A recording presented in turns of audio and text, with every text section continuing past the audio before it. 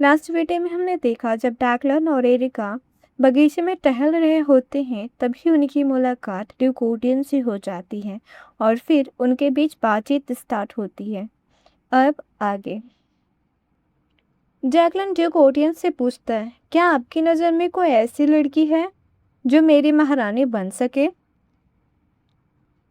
ये सुन Duke Odiorne खुश होते हुए बोलता है, ओह, तो आखिर आप शादी करने के लिए तैयार हैं?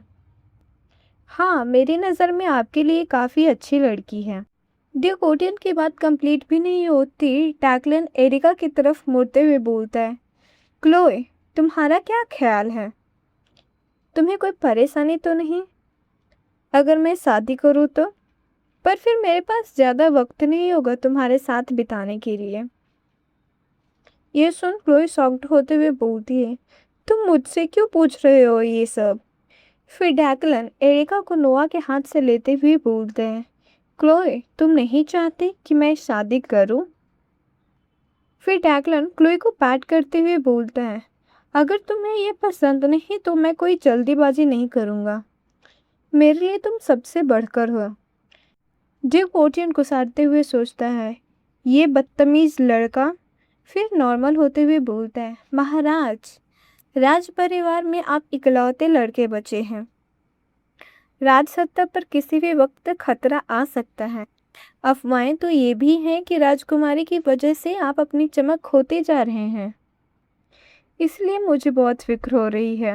डेक्लन ड्यूकोटियन को घूरते हुए बोलता है, ऐसा लगता है ड्यूकोटियन आपके पास काफ़ी वक्त है बर्बाद करने के लिए, तभी तो आप लोगों की झूठी अफवाहें सुन रहे हैं। ड्यूकोटियन क्लोए को घूरते हुए बो करके बोलता है, अगर मसला आपकी सलामती से जुड़ा हुआ है तो बेशक मुझे हर छोटी बात पे ध्यान देना ही पड़ेगा। डैकलन टॉन्ट मारते हुए बोलता है, आप कितने वफादार हैं ड्यूक ओटियन, जो मेरी खातिर लोगों के ताने सुन रहे हैं। फिर रास्ता बदलते हुए बोलता है, क्लोए, टहलने का काम अब हम बाद में करेंगे। फिर ड्यूक ओटियन पर टॉन्ट कसते हुए बोलता है, मैं चाहता हूँ क्लोए कि तुम सिर्फ सुंदर चीज़ें ही देखो, लेकिन अफसोस आज वो दिन नहीं है। डैगलन का ऐसा टॉन्ट सुनकर एरिका और नोआ शॉक्ड में चले जाते हैं। डैगलन कंटिन्यू करते हुए बोलता है, चलो क्लोए, अब हम वापस महल चलते हैं। और वे तीनों वहां से महल की ओर रवाना हो जाते हैं। तीनों के जाने के बाद ड्यूकोटियन सोचता है, बदतमीज कहीं का, देखता हूँ तुम कब तक अपने सिंहासन पर टिक पाते हो। अगर मुझे लोगों का भरोसा तुम पर से तोड़ना है तो कुछ तो बड़ा करना होगा। अब मेरे पास मेरे हुक्म के पत्ते का इस्तेमाल करने के अलावा कोई चारा नहीं है। अब सीन राजमहल की तरफ शिफ्ट होता है। डैगलन क्लोए को टेबल पर रखते हुए बोलता है, अगली बार मैं तुम्हें बगीचे जरूर दिखाऊंगा। एरिका नर्वस होते हुए बोलती है, मुझे माफ़ कर दीजिए महाराज। डैगलन पूछता है, किस बात के लिए माफ़ी? एरिका बोलती है, ये सब मेरी गलती है। बैठक के दौरान लोगों की नज़र अगर मेरे ऊपर ना जाती तो ये अफवाहें इतनी तेज़ी से ना फैली होती। डैकलन उसकी बातों को मजाक उड़ाते हुए बोलते हैं, ये कोई बड़ी बात नहीं है, अगर तुम नहीं भी होती तब भी लोग मेरा मजाक उड़ा रहे होते। वे लोगों का काम है बातें बनाना, वो बातें बनाते रहेंगे और इस काम में सबसे आगे होते हमारी ओटीएन। डैकलन एरिका को उम्मीद की नज़र से देखता है, बट एरिका जोश में आते हुए बोलती है, शैतान की छठी औलाद, मैं उस पर नज़र रखूंगी ताकि वो लोग में कोई और घटिया चालें ना चल पाएं। इस बार मैं उसे बचकर निकलने नहीं दूंगी। डैकलन एरिका का मजाक उड़ाते हुए बोलता है, इस पुतले में घुसे रहकर तुम कर भी क्या लोगे? एरिका बोलती है, आप मुझे हल्के में ले रहे हैं क्या? अब मैं अपने हाथ हिला सकती हूँ। फिर किताब उठाने की कोशिश करते हुए बोलती है, देखिए अब मैं किताबें भी उठा सकती हूँ। डैगलन बोलता है, साफ दिख रहा है तुमसे नहीं हो रहा है, क्यों कोशिश कर रही हो? तुम्हें इतनी मेहनत करने की कोई ज़रूरत नहीं है। एरिका चिढ़ते हुए बोलती है, मैं ये कर सकती हूँ। फिर डैगलन को कामों का ढेर दिखाते हुए बोलती है, आपको अपना बहुत सारा काम करना है, आप अपना काम कीजिए, मेरी चिंता मत कीजिए। डैगलन बोलता है, ठीक है। फिर एरिका और डैगलन अपने अपने काम में बिजी हो जाते हैं, लेकिन कुछ देर बाद डैगलन एक नज़र से एरिका को देखने की कोशिश करता है। एरिका बुक पढ़ने में बिजी होती है। डैकलन एरिका को पैट करते हुए बोलता है, शायद किसी को नींद आ रही है। तुम तकिए पर लेटकर आराम क्यों नहीं कर लेती? एरिका शर्माते हुए बोलती है, मैं सो नहीं रही थी, बस अपने ख्यालों में खोई हुई थी। दरवाजे पे नॉक की आवाज़ आती है और मेसन कमरे में प्रवेश कर जाता है। मेसन बोलता है, आपके बारे में अफवाहें दिन पे दिन बढ़ती जा रही हैं महाराज। अब ये चिंता का विषय बनता जा रहा है।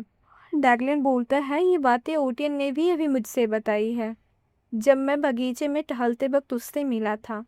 सारे नोवेल उसकी तरफ हैं, इसीलिए वो ज़्यादा अकड़ के बोल रहा था। मेसन पूछता है, क्या उन्होंने फिर से आपसे बदतमीजी से बात की है महाराज? डैगलन बोलता है कि वो कह रहा था कि क्लोई की वजह से मेरी चमक फीकी पड़ गई है और मुझे जल्द ही शादी कर लेनी चाहिए। खैर कोई बात नहीं, यह बकवास मैं उसके मुंह से कई बार सुन चुका हूँ। मेसन बोलते हैं, महाराज माफ़ कीजिए, पर ड्यूक ओटियन जो कह रहे हैं वो पूरी तरह गलत भी नहीं है।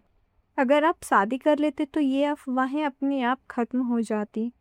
डैकलन गुस्साते हुए मेसन को बोलता है, मुझे शादी करने की कोई ज़रूरत नहीं है। मेसन बोलता है, पर महाराज, एक महारानी के होने से आप साम्राज्य की ताकत और बढ़ा सकते हैं और आपके मन को शांति भी मिल जाएगी।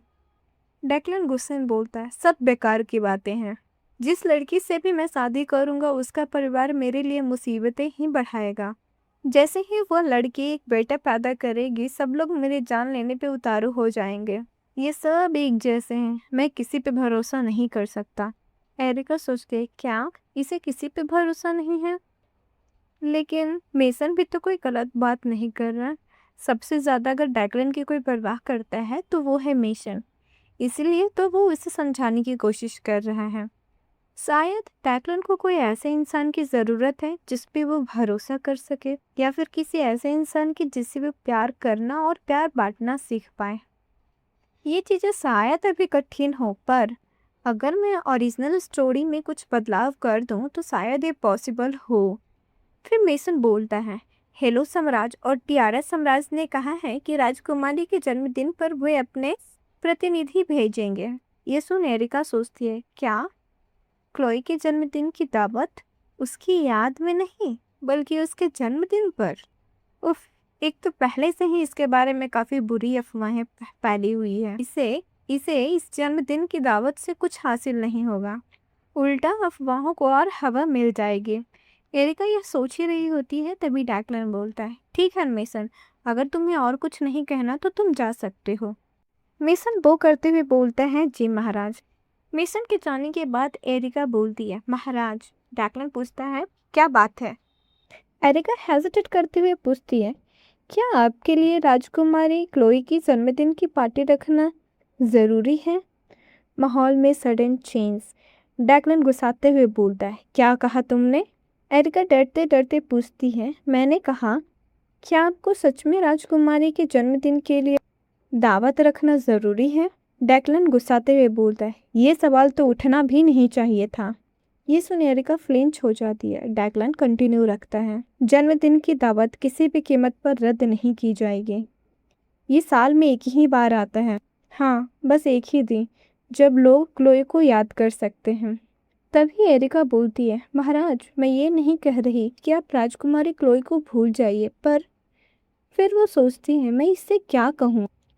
मैं इसे जन्मदिन की दावत रखने नहीं दे सकती। फिर हिम्मत करके एरिका बोलती है, मैं ये कहना चाह रही थी महाराज कि राजकुमारी क्लोई की जन्मदिन की दावत के बदले हमें उनकी याद में दावत रखनी चाहिए। इससे लोग राजकुमारी को कभी भूलेंगे भी नहीं और उनके दिल से इज्जत भी करेंगे। और ऐसे करने से आपकी अफवाहों का जो बाजार गर्म हुआ है वो भी ठंडा पड़ जाएगा। डैकलन गुस्साते हुए बोलता है, तुम क्या वाकई क्लोई की सच्ची सहेली हो? अगर तुम सच में क्लोई की सच्ची सहेली होती, अगर तुमने कभी उसके साथ समय बिताया होता, तो ऐसी बेकार की बातें तुम नहीं कह रही होती। अब मैं तुम पर भरोसा नहीं कर सकता। और ये बोलकर डैगलन अपना फेस टर्न कर लेता है। एरिका बोलती है, मैंने कहा था आपसे, राजकुमारी की सहेली होने के नाते मेरी ये जिम्मेदारी है कि आप पर कोई मुसीबत ना आने दूं। आप जानते हैं, इस वक्त लोग आपके बारे में काफ़ी कुछ गलत कह रहे हैं और उन अफवाहों को और हवा मेरी गलती की वजह से मिली है।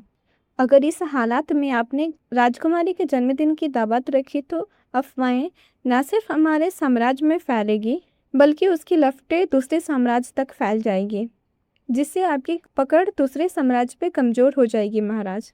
डैकलन गुस्साते हुए बोलता है, मुझे परवाह नहीं कि दूसरे लोग मेरे बारे में क्या सोचते हैं। अगर मुझे किसी चीज़ के बारे में ज़्यादा परवाह है तो वो है मेरी बहन क्लोए। और वैसे भी मुझे कोई नहीं समझ सकता और ना ही मैं उम्मीद करता हूँ कि कोई मुझे समझे।